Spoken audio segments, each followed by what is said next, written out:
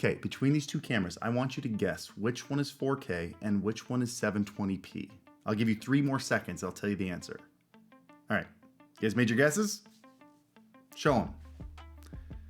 Did you get it right? And if you didn't, I got good news for you. Here's the deal. In this episode of OBS Masterclass, we're gonna go over everything you need to know about webcams. So how to set them up, some tricks and how to make the cheap ones look better, and even some tips and things you need to know for picking the right webcam for you. Let's make this quick and painless. Let's jump right into it. Hey, so I've got some cool news for you. The sponsor of this OBS Masterclass episode wants to do a $25 giveaway at the end of this short segment. So hang out for that. Sizzle.gg is a website that auto-generates awesome highlights of your Twitch streams, YouTube streams, and even local gameplay videos.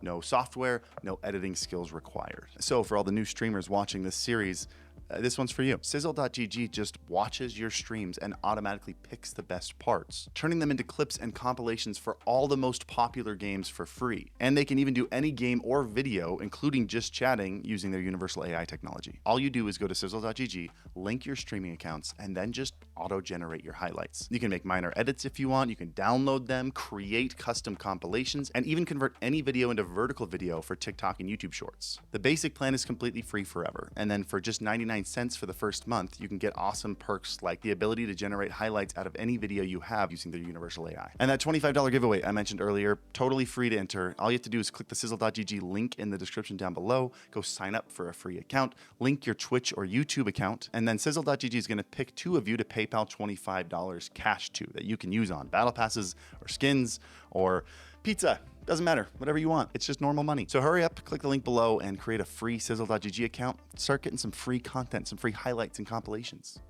Back to the video. So you can see here, I've got my webcam mounted on top of my monitor. Let's throw it into OBS. You can see we've got our 2 scenes that we made in the last episode of OBS Masterclass. We're gonna start with the chatting scene because that's just gonna have the webcam full screen here. So we're gonna add a source to that scene. We're gonna add video capture device, and we're just gonna name this webcam so we know what to look for if we need to find it later.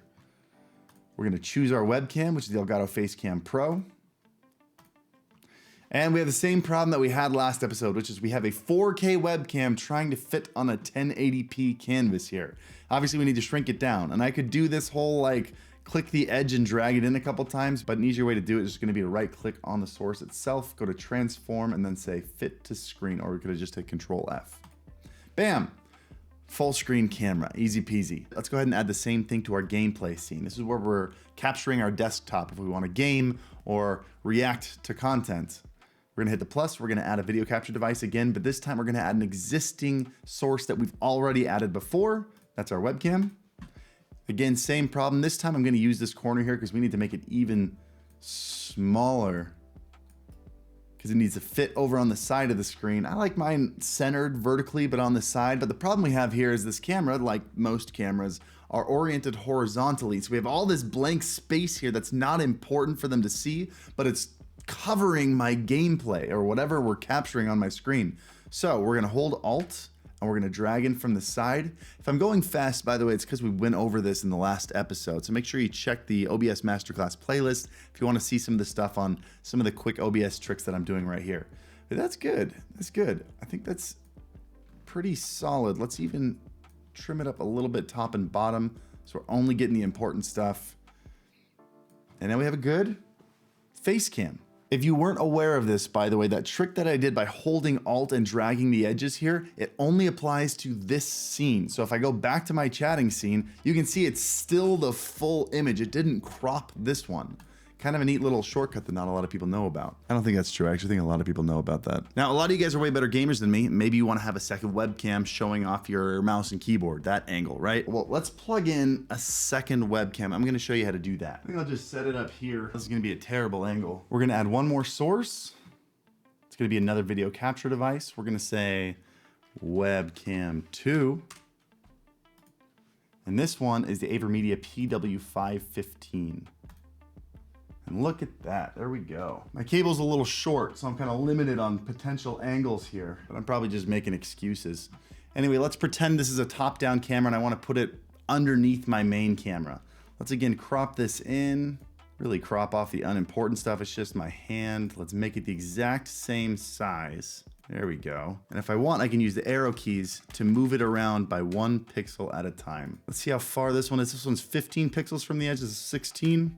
There we go. Matches up perfectly. Look at that. Actually, the easiest way to mount these top-down cameras or even any webcam you want is using a microphone arm. A lot of these webcams have the exact same standard mounting hole on it. They're called quarter 20 mounts. This means you can take something simple like maybe this boom arm or even the ones that go up and over, and you can actually put a webcam on one of those and point it straight down. That's probably the easiest way to do it. Now, something you may have noticed looking at these two webcams is some of them don't look as good right out of the gate. I would say the Elgato that we're looking up top is a little bit dull, whereas the AverMedia we have on the side is completely blown out and overexposed. So let me just show you a couple tricks that I use in order to make a webcam, any webcam, look a little bit better. Some webcams, especially the Elgato webcams, have really great first-party software that lets you go in and really fine-tune those shots. So we're in the Elgato Camera Hub app here. And the first thing I'm gonna wanna do is actually add a little bit of contrast and saturation. You notice that I feel like there's not a lot of darks in this shot. Even the black areas, like this thing right here, just looks a little gray. So let's add some contrast. That already, you can see my face even just really starts to pop there. Now, don't worry too much about my lighting here. I have a little bit of extreme lighting going on. Like I've got a purple spotlight hitting me right. You can see that real washed out spot there. So don't worry too much about the lighting extremes here. But I also feel like my face, the skin tones just are feeling a little bit dull. So I'm gonna bring that up. Let's bring back down the contrast a little bit and bring up the saturation until my face feels like it's a flesh color. I'd say all in all, I think we're looking pretty good here. I think we got some nice color in there. We got some nice contrast. The face looks natural, at least on this side where we don't have the super harsh lighting, but I think we've got this nailed in here. Now, sometimes you'll notice webcams just don't look great out of the box.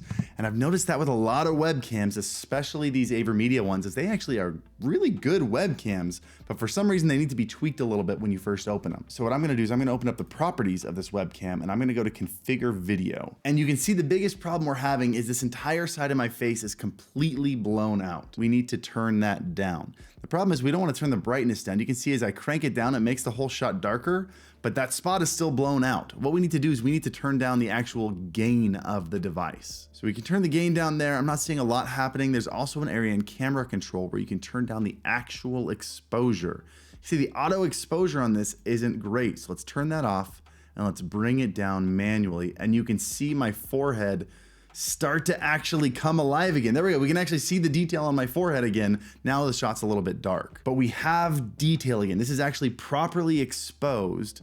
Now we just need to go back here, see if we can brighten this up naturally like that. Oh, we're starting to lose it again. Maybe let's go back in, bring down the exposure one more notch, and then try bringing up the brightness. Nope, it was better up one more notch there. Let's bring the brightness back down. There we go. It's also worth noting, by the way, this camera is pointing at the side of my face that's not lit, whereas the Elgato is seeing a well-lit face. So don't judge the AverMedia based on this. Just use some of these tips for your own webcam and also make sure you're properly lighting yourself. But I think we're getting somewhere with this webcam. I think it's already looking a lot better. Let's finish this off with one last tool. We're gonna go into the filters here and we're gonna add an effect filter here. And we're gonna add color correction. This is gonna give us a couple more tools for really coloring our camera here. One of the problems I have is it feels a little bit magenta. It feels a little bit pinky. Even like this wall right here, you can see this is supposed to be white and it looks a little bit red. So let's mess around with color correction just a little bit. Fully aware that the biggest problem right now isn't the webcam, it's the lighting. But what I think I'd like to do is just bring up the gamma a little bit and then add a tiny bit of contrast in. That brightens it up a little bit. Brightness doesn't look good. We don't want to do that. And the last thing I want to try to do is fix some of that redness. Even in general, something I like to do, I think it makes my videos feel a little bit more calming, is I like to add a little bit of teal into it. So we're going to go to color multiply, add a little bit of teal. Nothing crazy. That was crazy. That was too much. Let's bring it back. So here we have this dark, kind of red image. We've brightened it up. We've added a little bit of blue, a little bit of teal. And again, this is a poorly lit shot.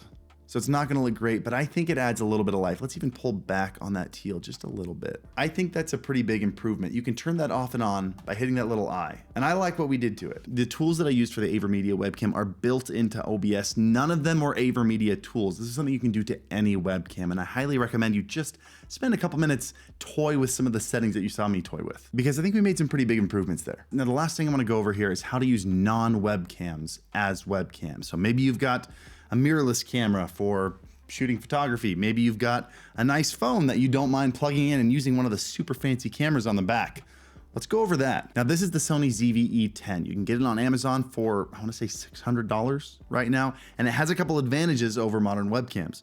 First thing is that the sensor, or this spot right here, the thing that the light actually lands on and takes the image, is massive, way bigger than webcam sensors. That gives you better colors, better dynamic range, things like that. But also, you can take off the lens and put whatever lens you want on there, so they're really easy to upgrade later. How we're gonna plug this into the computer is we're gonna use something called a capture card. In this case, it's the Elgato Camlink 4K. And we're gonna use the little HDMI port on the side to go into this thing. So let's plug this into the computer, and the HDMI cable goes from the camera into the capture card. Then, just like our webcams, we're gonna add another source. It's gonna be a video capture device. We're gonna call this one Sony camera. And now we should see the Camlink 4K, which is what I just plugged into the computer, and that's what our camera is connecting through. Again, we got a 4K camera in here on a 1080p screen. Let's shrink it down. Look at that image. Oh boy, do you see how crisp that looks? I mean, we'd want to go in and add some color just like we did to the other ones, but that's how these cameras are supposed to look. They're supposed to look a little bit dull because that gives you a nice, clean canvas to make as many tweaks as you want. Let's actually throw this on top of the monitor just like the other one. Okay, real quick, I'm gonna color it up. That looks much better. Look, before and after. Look at that. And just for fun, let's throw a lens on this thing. One of my biggest recommended lenses is that Sigma 16mm lens you can get for both Sony and Canon M cameras. I unfortunately only have it for Canon. Look at that shot. See, look at that blurry background we just got out of this new lens. This lens that's too heavy for it to sit on top of my monitor. It just pushed my monitor down. Did you see that? Let's put the other one back on. But this is the lens that comes with it, and honestly, it's not bad. But another little secret for you. Some of you may have gone out and bought a nice camera, and then you're frustrated thinking, if I want to plug it into my computer, I also need to spend $100 on a capture card. Well, with a lot of newer cameras, you actually don't. A lot of them have built-in webcam functionality right inside. It's called UVC. And all you have to do is take a cable, like this guy, plug it into the USB port on the camera, and plug the camera directly into the computer right over USB. Let's do that real quick. So now, if I were to add a new webcam, now we're gonna say, I call it Sony again. Now you can actually see the ZV-E10 directly in here because the camera is interfacing directly with the computer. Couldn't stretch it out. Let's do our thing. But something that's very important to know here, this camera in particular can actually only do 720p in this webcam mode. Even though it can output either 1080p or 4K out of the HDMI port, it can only do 720p over USB. But that 720p image is still gonna be the same camera quality, the same lens quality, the same sensor quality as that 4K footage. It's just gonna be fewer pixels, which is why in the beginning of this video, when I said which one is 4K and which one is 720p, the 720p one was this nice camera with a fancy lens, and the 4K was a $150 webcam that just had enough pixels to be 4K. Something very important when you're picking a webcam is don't be fooled by the 4K tag. That doesn't always mean the image is better. It just means it has more pixels. Make sure you watch some reviews of webcams. In fact, later this month, I'll be coming out with a video showing off some of my favorite webcams and showing off footage of each of those webcams. So if you want to see that, hit subscribe. And also while you're down there, hit the like button because it's free and it helps out a bunch. Let YouTube know that you appreciate these free videos. I'm gonna leave you guys with one more tip. If you want a great webcam, but you don't wanna spend a single dollar, use your phone. If you've bought a phone anytime in the last 3, 4, maybe even like 5 or 6 years, the camera on the back of this is probably better than any webcam you can buy. And for at least iOS, there's an app called Epoch Cam, and it's free. And it turns your phone into a webcam that either wired or wirelessly communicates directly with Elgato's Camera Hub software. Then you just get a little mount, maybe even a magnetic mount that goes on top or next to your monitor. And when you're ready to stream, you just stick it on there, and you have a super high quality webcam. For those of you interested in streaming but not ready to pay a couple $100 for a nice camera, that is definitely my highest recommendation. Download that free app, give it a shot. And I think that'll be it for today's class. I try to keep these short. I don't feel like I did a very good job this one. Next one will be shorter, and it's gonna be on microphones. So make sure you hit the subscribe button, hit the like button if you enjoyed the video. If you're watching this far, you probably did. So it's free and it helps me out a bunch.